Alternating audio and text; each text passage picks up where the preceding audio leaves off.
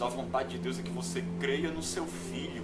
Então o culto, para ser agradável a Deus, tem que ser em espírito e em verdade.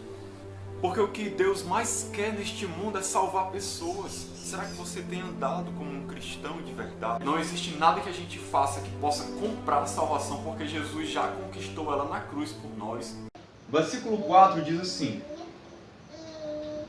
pelas quais o quê? Pela sua glória e pela sua virtude, pelas quais nos têm sido doadas as suas preciosas e muito grandes promessas, para que por elas vos torneis coparticipantes da natureza divina, livrando-vos da corrupção das paixões que há no mundo. Irmãos, vejam só que coisa maravilhosa que Deus está dizendo aqui.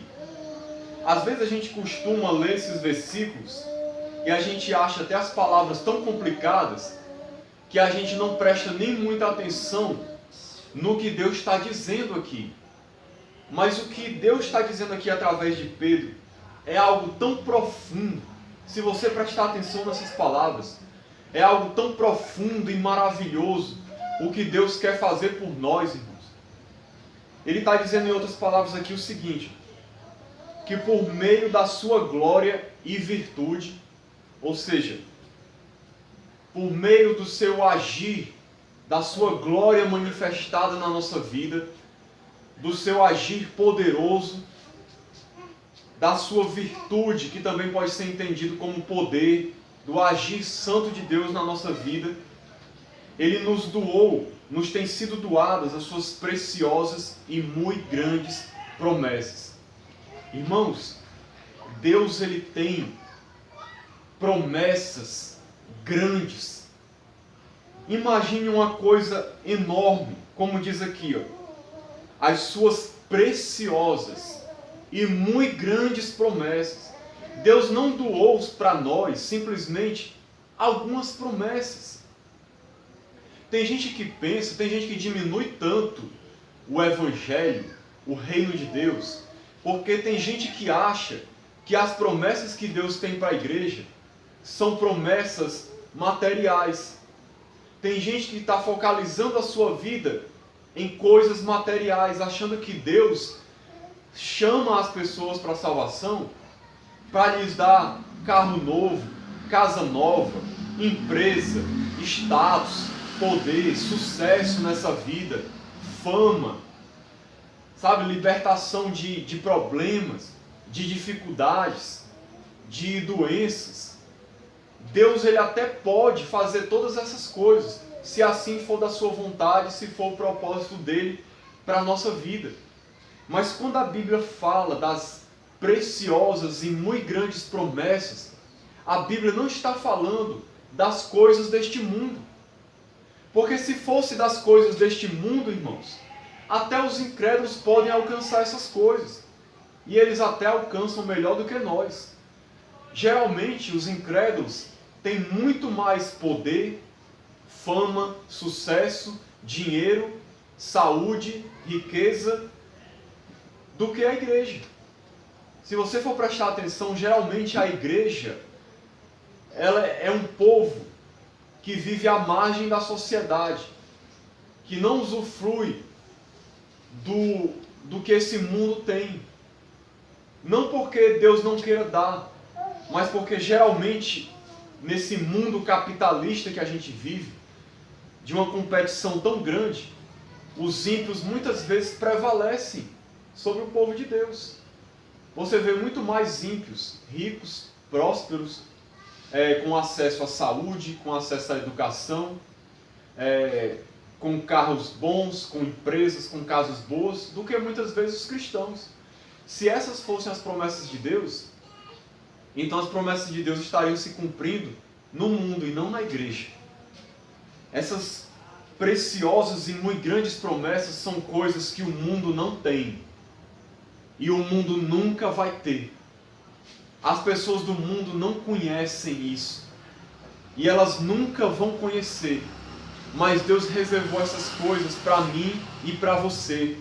são privilégios que Ele tem dado para a igreja, são bênçãos espirituais, e são coisas preciosas, são tesouros, coisas maravilhosas que Deus preparou especialmente para dar para o seu povo, e só o seu povo tem, ninguém mais, porque essas promessas é para o seu povo eleito, para o seu povo salvo por Cristo na cruz do Calvário. O que seriam essas muito grandes promessas? Nós podemos ver, eu não vou detalhar muito, mas quando a gente lê a Bíblia, nós vemos que Deus promete coisas maravilhosas, tais como a regeneração, que é a transformação do coração do homem em uma nova pessoa. Isso é a maior bênção e o maior milagre e a maior promessa que Deus pode realizar na vida de alguém. É restaurar o seu coração para que ele deixe de ser um pecador caído, que vive no pecado, para ser uma nova criatura que vive agora em Cristo. E o que mais que Deus faz? Deus nos chamou para uma comunhão profunda com Ele, que a gente não poderia ter isso sem Cristo. Deus nos chamou para ser a habitação do Espírito. Deus nos chamou para perdoar os nossos pecados. Deus nos deu libertação da escravidão do pecado, de Satanás, desse sistema do mundo. Deus nos deu a promessa de vida eterna, a esperança de uma nova vida no céu. Deus nos deu da sua presença. Deus derramou no nosso coração do seu amor, da sua graça, da sua vida, da sua misericórdia, da sua bondade. Só quem tem isso realmente no coração, de maneira plena e abundante, é o povo de Deus. Então esses são alguns exemplos dessas preciosas e muito grandes promessas que Deus tem para nós. Então, irmãos, que a gente possa sempre fixar nossa mente nisso. Deus tem coisas maravilhosas para a nossa vida. E Ele continua dizendo, qual é o objetivo de Deus nos dar essas promessas? Ele diz aqui, para que por elas vos torneis coparticipantes da natureza divina. Veja que coisa maravilhosa isso aqui. É o principal objetivo de Deus para o homem. E isso aqui o mundo nunca tem, nem vai ter, que é ser participante da natureza divina. Mas o que isso significa? Será que significa que a gente vai se tornar Deus? De maneira nenhuma. Porque nós não podemos nunca nos tornar deuses. Porque há um só Deus, que é o único Deus verdadeiro. E que existe como Pai, Filho e Espírito Santo. Nós não vamos nos tornar deuses, mas nós vamos participar da natureza divina. Ou seja, vai existir algo de Deus em nós. Quando nós nos convertemos, nós passamos a ser transformados em novas pessoas à semelhança de Deus. Ou seja, é restaurado o projeto original de Deus. Vocês lembram qual era o projeto original de Deus? É aquele lá do Jardim do Éden, que Deus fez o homem à sua imagem e semelhança. E o homem, por ser imagem e semelhança de Deus, Deus o fez com vários atributos divinos que Deus pôde compartilhar com o homem. Existem atributos que só pertencem a Deus, que Deus não compartilhou com o homem, mas muitos outros Deus compartilhou.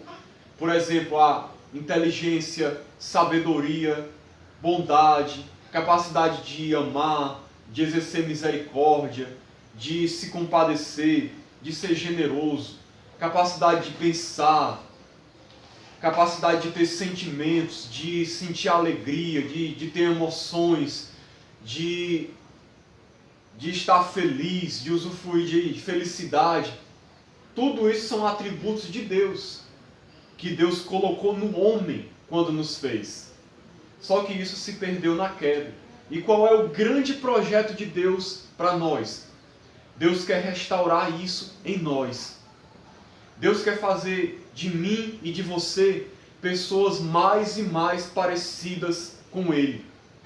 de tal maneira que quando a gente chegar na glória, no céu, a gente vai ser muito além do que a gente é hoje.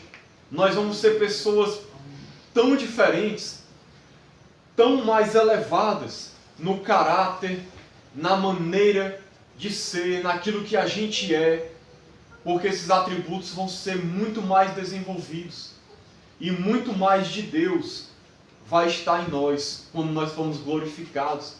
Nós vamos ser semelhantes a Cristo naquilo que é possível de ser. Então nós vamos ser co-participantes da natureza divina.